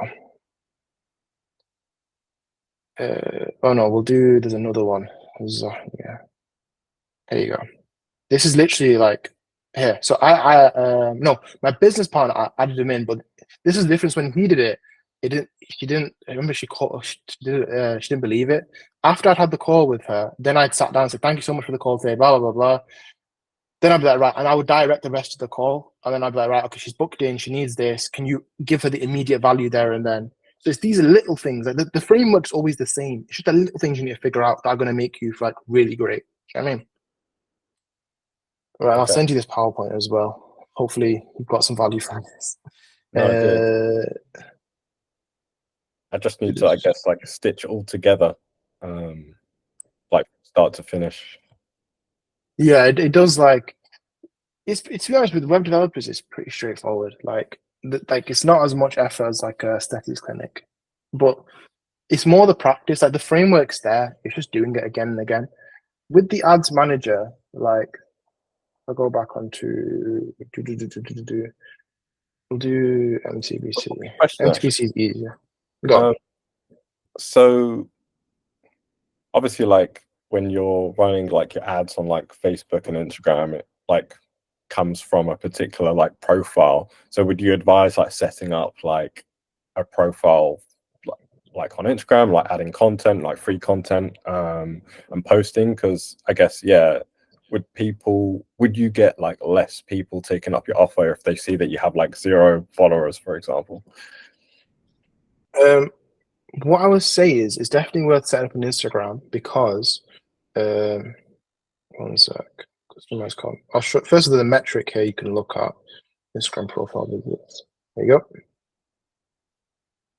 So here you go. So when I ran this ad, 551 people checked out my Instagram, and so 1,000 of them clicked on my actual ad, and 500 checked my Instagram. So that means 50% of people checking. So yeah, and it's like what I noticed was people would check my Instagram, and I would run through the content. They run through like what I would change is I had more free value, more case studies and stuff, but address a few problems that they're going through. Then they'd message me privately, or they'd just book in. So this is the thing with marketing. Like once you're doing it, you just want to be consistent with it. That's why I said to you, like you need to be spending like 1K. Like if 1K isn't your thing, there's no point. Like I'd rather you just do cold outreach at that point. But spend 1K a month, make it consistent, and someone who sees your ad in month 1 will probably convert in month 3. Like around 20% of 10 to 20% of people will convert in your first month, but the rest of them, the big money is made being consistent. Okay. I always used to, yeah, I think. And here's what I want to talk to you about metrics here. The thing you want to be very careful of is, and this changes per industry. So in web developers, it was £12. With law firms, it's like 40 quid. Then you've got like real estate, which is £20. So it's like when you're running the pharmacy ad, and by the way, you don't have to do pharmacy ad. We've just related it because it was the thing that you'll know the most of for now. But just look at this number. If this number is £20, no, it's £40. There's no point of going for it because it's just too expensive of a market. So that's what I would say. Real estate was a really good one for me. But yeah, that's the key. That's basically the key thing of per niche. So that's how you know which niche to go for. But obviously, if it is more expensive, then they will pay better. It's just it takes longer to get that lead in. So I Once need to you make are sure getting, that I have that column in then for like cost per 1,000 impressions. yeah, it's very, very important. Like it changes per industry. Like for example, let me show this. So with Garms, right, the one I just showed you, is e-commerce. There, and this is why I think gurus get it wrong online. And this is the nitty-gritty of like someone who's been running ads knows like these little things. Number one, key point one, between November and December are going to be your highest points, right? Now, with businesses like this, you can see it's £4.90, £3.58 or whatever. I'm able to run ads quicker and hit, say, 5,000 people at 20 quid. So I know if an ad's going to convert. But if your CPM is £20 and I spend £20, I've hit 1,000 people. So, and then let's say the price I'm selling is at £60. Like, you've just not hit enough people. So this is why this metric is so important, because some industries you can run like 20 ads at a time. Like if I show you, actually I can't show you that one. But like with some industries, you can run like 20 ads at a time because CPM is so low, it's like £3, £2. With the higher the industry, the higher the CPM, the less ads you can run because of the budget. So if your CPM, for example, is £30, but you're spending 10k a month on ads, so £300 a day, yeah, £300 a day, then you can run a few, quite a few. But if you're spending £50 a day and your CPM's 30, you can run one ad. That's it. Like there's not really much you can do. It's the same thing with this one here as well, with this lady. Like these are both clothing brands, by the way. And do you like how do you work out a high performing ad? Do you like run it like on for a couple of days and see how it does in the UK or elsewhere? And like, yeah, what's your methods of sort of like determining a high performing ad before you like scale it up? It's based off CPA, cost to acquire customer. But it's like if I go back to this piece here, this one. So I've called this the order of importance. One sec. Here. So like number one, as long as the product and service is in demand and it's good, everything else is pretty straightforward. So look at it like this, right? Your backend ad message is what you actually do. This is a thing that I made up, so don't worry too much about this. But it's the thing you actually give to the market. You are making websites you're making websites and booking solutions for pharmacies, right? Okay, fine, that's very straightforward. And then the offer, like you can have if the offer, for example, is you're doing it for free, you're going to get loads of people in, but you want to make sure that like your offer is profitable. That's the key metric here. So it's like if you want to figure out like what is the key thing that's working for you. After you've got the best and you're making the most, then you move on to the next system, which is you're extracting as much data as possible. So you have the right flows in place, you have the right like backend systems in place where you get the most emails, etc. And then you move over to ad creative. What a lot of people get wrong is, right, they focus on the ad creative too early on when either the product or the offer is just terrible. And having a good ad creative isn't thingy. Like when you're asking me, you're saying, how would I know something is scalable? Well, I'll know if it's e-commerce, I know what product is selling the best. For Garms, it's the grey joggers. I know the angle that it's like, I know the offer that's working for them. And for them, because it's so in demand, I don't even have to put an offer on. It's just that in demand. But if I did put an offer on, obviously we would get more products sold. So like, right, okay, I know what product's working. So I know the product market fit. Now I'm going to make 50 to 100 variations of that ad creative. But you can't start like that. When you're starting out, you need to try and figure out what are the key things. So that's where like your CPA comes in. What is your cost to acquire customer? You running an ad saying I'm doing booking solutions and I'm doing website, the booking solution one might just get a better CPA. So you double down on that. Does that kind of answer your question? Are you still Yeah, a little bit backwards. I need to sort of like really understand like the offer, or what am I sort of like giving out there and into the world, and then you can create a couple variations and then double down on which one's performing better. Yeah, I'll show you. The thing is with e-commerce, right? It's really easy to understand because all the metrics are here. So like with leads, you have to go off, use a spreadsheet and all that. So to make it easy, I'll show you this, right? So we'll do this one. Yeah, look like so the key. Oh yeah, I didn't even tell you with targeting, by the way, just make your targeting open.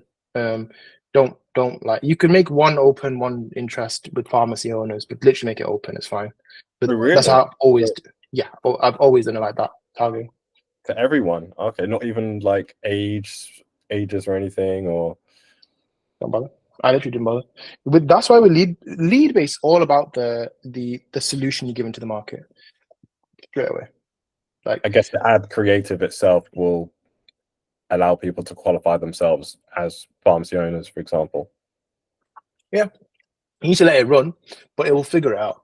There's only so many there's only even with aesthetic. I've actually ran the difference. I put an interest in, and the interest is more expensive. I'm not sure why. It's just like that. It's just that the AI, the system they use in the back end is just really good at detecting. The only time where I think I've seen it, where it was the opposite, was when I did. I think for MTBC, I think we did do a differentiator, but even then, like when I scaled it up to like when my leads were at £50 per lead because of the conditional logic, I left it open after that point. Like because you just want to let us go on. Sorry. Oh yeah, I was just gonna say, even like targeting like countries, like UK only, or is it like literally global? So for lead based global, should be fine. And I actually got this from my mentor. So when I was learning, I was like, "How do you targeting?" It's open. He just doesn't bother. The whole world, basically. Like, obviously, if you like, I would usually do UK and then I'll make a separate ad set and do US. okay. I wouldn't like you. Yeah, I wouldn't. If obviously you're going to do Europe, you're gonna have to do like different type of. You need to say that you need to adjust their language to their country in it, so it's different. But yeah, genuinely, like, have I got any? I'll show you the. Have I got? Let me show you. You want to know the first ad I actually ever ran? Well, this is really funny. This is how I knew web developers needed thingy. Should we check? Needed like this was a solution. Oh, fair enough. To be fair, the targeted one worked here, so I'll give you that. This was the first ad I ever ran, like for web developers. If you're struggling to get clients, we'll get you a minimum of 2 paying clients, each paying you £500,000, free at no cost, and plus we'll train you on how to get more clients. That was how good our offer was back in the day. That was a £2 a lead, like literally. I had so many leads for that. But obviously, when I moved to the paid model, leads gonna go up. So that's why it shows you like you need to figure out the offer that's gonna work first. And look how that the creative is so ugly. Like it's just literally I made it on my phone, I think, like on Snapchat or something. So it's like, but it just shows you when your offer is really good, and you've also got the right thing. You know, you're the right market, the right product market fit works. So if I did this for flipping like newspapers, like it's not going to work. Do you know what I mean? It's like you've got to figure out where the thing is. But obviously, this was like not the best offer to run at scale because I can't be fronting. Like what I do now is I front the ad spend for clients, for clinics, but it's not worth it to do it for web developers. But yeah, I'd say most of the time, even then, like, should we check? I've always done lead test 6. So you generally do open. Yeah, is this open? Should we check? Yeah, look, there's no targeting, and then interest is here. I've always done. Yeah, Salonon. Yeah, I've always done open. I would say you can try it. Like, don't get me wrong, but like in my experience, I've always had cheaper leads when I've done open tests. But as time goes on, like when you get more expensive leads, maybe you want to try like targeting. It's just when you sign out, honestly, the open's the easiest. Because what a lot of people do is they focus so much on the targeting, and Facebook just doesn't work like that anymore. Like even with my ecom clients, like I don't even target. I use a lookalike method, and I just do that, and it works. I guess the good offer an ad creative does the targeting for you, like it qualifies the people for you rather than getting the platform to do that for you. But that's why, like, you know, when you put business owners, it's Yeah. too general. Yeah, It's like when yeah. you put the specific, it knows who it's sending it to. Do you know what I mean? Yeah. So that's why, like, the key thing is in the headline. A few things you're gonna come up on, you are gonna get flagged up. Like they are gonna say you are targeting a certain person. So like, just get it reviewed, and be very careful. Like when I said web developers, I was fine. There were just some ads that they would just get flagged up. Um, I have to see. I've got an example, but I'll go back to that in a sec. But it's like, for example, I'll show you this one here anyway, so we can go back to figuring out like what product is the best. So if I do right, come, let's do maximum, for example. Here, right. So for this client here, I can see, for example, I usually run like 3 ads at a time, but in lead base, I'd usually just run one, like maybe 2 if you want. But for this client, because CPM was so low, I'd run 3. I would see which 3 are doing the best, and then I would just kill off the other ones. So some of them, for example, this is a new ad, so I wouldn't judge it. But some of them, for example, had £24 a purchase. Some had 15, some had 13. And then it's like, right, well, this one had 23 purchases, this one had 25. That was £6.19. That was £15. So right, I'm going to double down on that. What was in this ad specifically? Right, he's wearing the grey joggers. So I want 50 variations of this. And obviously at scale, this is when you're scaling up to like 5K a month, 10K a month in paid ads. And then you just double down on what works. And then you spend like 20% on like new stuff. So like when we ran the caps, for example, like caps, though they were £14 a purchase, they only cost £30, whereas the joggers cost £70. So same thing for your services. It's like right now you've got one main offer, but when you're going to scale up, you'll have different variations, usually 3, and you're going to figure out what ad and what offer works well together. Like here, this one, this short side is £5.82. But again, keep in mind when you scale up. So if I'm spending £100 a day, the CPA is going to go up. It's quite natural. It's how much that CPA goes up, and the more you spend, the more back end you need to do. So if you've got your offer bang on, like it's scalable to a colder audience or to a bigger audience, you need to just make variations of ad creatives. But the best ad creatives I've always seen, like which aren't direct text, are usually showing the stuff, like actually showing the thing there and then. I But guess this is that's when you quite would want hard with websites, though, isn't it? Because like showing a website, have you seen that work? Or no, but you want to show the desired outcome. You don't want to show a website. Your desired outcome is you're streamlining it for your page. You're streamlining it for your what they call it again, pharmacy clinics. That's your thing. So you want to somehow display that to them. Like if I go back into MTBC there.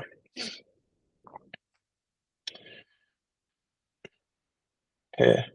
But sometimes as well, like what you can. This is where you might want to move to landing page method as well. When you're spending, let's say, £300 a day or £500 a day, like at that point, you might get a loads of unqualified leads. Like right now, you're only going to spend like £40 a day, so you want as many leads as possible, essentially. Because even if they're unqualified, like let's say, argument's sake, let's say 100, let's say 70% unqualified, but 30 will be, and then you'll get the cash from the first set. And again, like you can then reinvest. Like what a lot of gurus and stuff like try to do is they try to give advice, but it's not right for that person at the right time. Like it's worth it getting those unqualified leads because like in your head, like you can handle it. Like for example, when I started out, right, let's say back in the day, I'm like £13 a lead. I mean, once I'd qualified, I'd gone through it. I was like, right, I've set 100 appointments and I've closed like 10. Right, okay, what if and how much time that was taking from me? Right, I'd rather make it harder for people to fill out the form, but I'm getting more qualified leads. But you need to go through that process. Otherwise, you're going to think, oh, why are my leads £40? You get it? Oh, okay. It's Okay.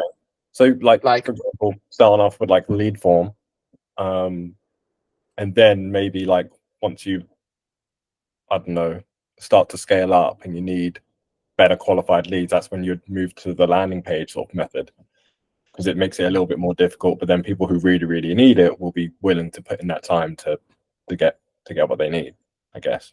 Yeah, it's also iteration process. It's like, what I like is I probably, for me, I always stick with the lead form method, because they still get the website anyway, but I still track it. But because I just believe they're going to make it better. But the iteration process on lead form is a lot easier than the iteration process on a landing page, and you still get the same value. That you can still see what the person's doing, and you're guaranteed their email, and you're guaranteed all these things. So that's why. But it's like, once you've got it down to a T and you know the full thing, then yeah, you want to move to the landing page method. But I want to show you that the actual difference it can be on a lead. So this is a Dubai real estate client I had back in the day. Right here, for example. Yeah, we ran it. So for example, we'd get £11 a lead, but then we'd get £138 per website schedule. Now, don't get me wrong, you can get this probably cheap as like £60, but we were doing so well on lead forms that we didn't really need to do that. But it's just like, this can be the difference between using a lead form and using a landing page. To get it? Wow, that's big. And would you also advise that, like, even if like the niche or the clients in that niche are different, so for example, it would be like pharmacy owners who are like filling out the lead form, for example, like, what would be easier for them? Would it be like a lead form or like a landing page, or it doesn't really matter? Well, I would say my whole method is lead form, send them an automated message, so they get the landing page anyway of value. But at that point, you're guaranteed.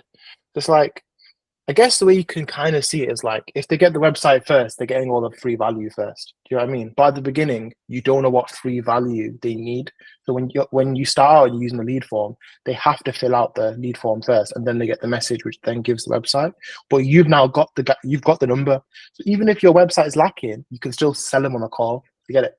Yeah, and you can make adjustments. That's how I kind of look at things. But it's per industry. Like, it will be per industry. Like B2B. Actually, B2B used to always be about landing pages, but now they've moved to lead forms. But I'll tell you one thing: when I started running lead forms, I noticed a lot more other agencies running lead forms, like for B2B services, which wasn't common back in the day. Like, it wasn't common in like February time. So I can say that I made an impact. And there's two impacts I've made. That, and I was the first person to make a Google search ad. And then when I did it, I saw everyone else doing it. I was like, right, fucking mint. I was like, yeah.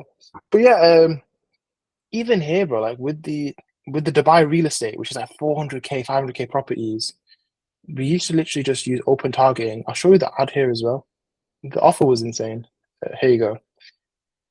So sometimes we target, if you have X amount and you are looking for property investment, we guarantee you three things: 2% discount on any Dubai properties, guaranteed 6% return, and provide you with a personal agent. But it was like, we knew who we were going for. So, and then Facebook would then learn that, and then we'd then give our offer at the bottom. So this is what I mean. Like, and the first version of this ad, I'll show you again. So ugly. Is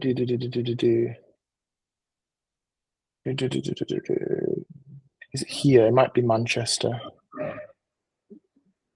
Yeah, this, oh my God. This was the first version of this ad. Like that. But that's how I've always done it. You make it ugly, then when it works, you make it sexy. Yeah, I guess if it's performing well, looking ugly, imagine how it would perform if you spend a little bit of time designing it nicely. So yeah, that's literally the best way to run things. Obviously, if you can make it sexy from the get-go, then it works. But like, I'm just saying it as easy as possible, and the fastest way sometimes when you want to iterate. But yeah, okay. I think that's. I actually ran through that a lot quicker than I thought. Is there anything else that I would want you to know? Oh yeah, there's the AI trend, the all-in-one solution. Yeah, I would say. Have you screenshot this? let me screenshot it now. I'd screenshot that. Here's one example that we ran. And then I would say literally follow this. Like, because what I really want to make sure is that you've got a base, you can follow the base, and then you just make your micro improvements. And that's the best way from any like learning experience is just to do that. Like I can't give you the full formula because I've not actually done pharmacy, but like I know what's going to work because I've done so many variations of that. It's the framework, isn't it? Yeah. It's the framework, if you, which can be yeah, sort of like copied and adapted. applied. Yeah. Cool. Yeah, I've got a screenshot of that. Thank you. You can run thingy if you really want real estate. Like if you really want to quick clients, run this ad. Just change the logo. This is the one that worked for me. Notice how I put keyword affordable as well. Okay. I'm just thinking, is there any questions you have, anything that you want from me? Maybe something for me to really. Sometimes I can over-explain things. It's like it's great. So I think what I'm going to sort of like go away and sort of like work on is really like creating like an offer that, you know, my clients would love. And then obviously like creating like an ad, and then setting up like my sort of like Facebook ads. I'll set it open as well. And also need to create like the lead form as well. So like, have I got an example of like the questions I should be asking in the lead form, and then I guess like the follow-up messages as well? And I've got a screenshot of like that 3x3 table as well, which will be good for like the phone calls. Right. So with the lead forms, I'll show the exact ones to run. Actually, I'll just show you on Go High Level. Yeah, I definitely use Go High Level for this stuff. Like, it's quite effective. Right. So here are the questions that I used to ask here. If you want to just screenshot from here to here, and then I'll move it down.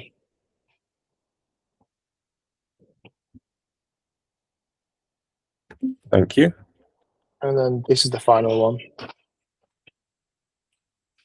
And key point, always make them multiple choice. Don't allow them to. The only thing you're allowed to input is their phone number. Don't make them input. Like they have to click one of the things. I've always found that to be. Remember you saying on the call as well, like after they've sort of like filled out the form, is you sort of like call them as soon as possible or provide big value as soon as possible? Always do it. So the automation you want is this one. I would say, yeah, and pre-make it. Like the more value you can give to them up front before you go for the close, the better. It's the easier as well. It's just figuring out that value. That's like that's what your first 10 calls are mostly going to be like. And if you really go back to your clients, you figure out. But it's figuring out what's the value they want to see beforehand, and then you add it on. It's a really fast iteration process. This one timestamp. So as soon as they fill in the form, depending on the time they get it, because if someone's getting a form at 3 in the morning, and your message is like, "Hi, I'm just wait." This is what I say. I used to pretend. I pretend that it's me speaking. You probably want to make a different message that's going out. Basically, follow the same 3 structure. So I would say that whatever they've just filled out, like put that as the top message so they understand that, oh, actually, okay, cool. Then hey, yeah, literally just reinforce what it was.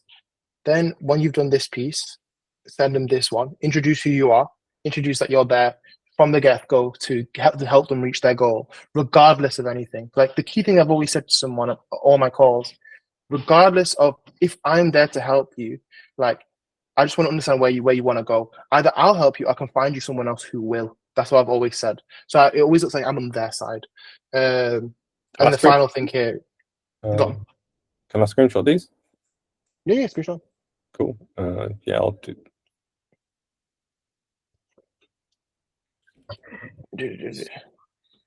And then of this one here as well. Do I have to have like a CRM tool to sort of like set this automation up once someone has like filled out a form? Is that something I can only do through a CRM, or is it something that can also be done through like Facebook when you set up the ad? Or oh no, you have to get Facebook don't do that. You have to set up individually. But make sure that they've got the link. I'm just recommending Go High Level because I use it, and it's very common in the agency space. Like everyone uses it. So I would say yeah, because you have like stuff like Calendly and stuff, but can't really use that in that scenario. But yeah, my only focus is to make sure we have a pathway to reach your personal goal. Your happiness number one goal. P.S. I'll introduce myself properly on call, and then yeah, see an overview. All right, I'll just screenshot that. Yeah, and the last one is just like, oh hi, it's a bit late, but But then what I would do is you have an automation that automatically sends at 9 a.m. What you want to do is whatever you say, just fulfill on it. That's really it. Now I'll make this quick, blah blah blah. Then yeah, what you want to do is try and get. It'd be better if they book themselves into a call, but not everyone does it.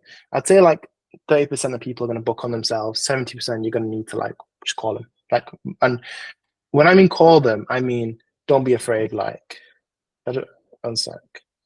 I think I call like. Let me do leads sheet.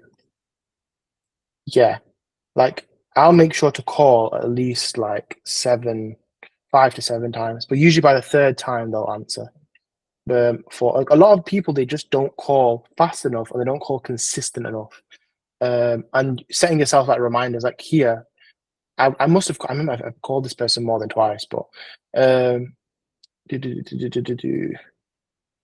I like sometimes people be like, okay, call me back at 6, so you call back 7, you call back at 7, call back at 8. You know what I mean? You just keep following up. You keep following up until you get a no, basically.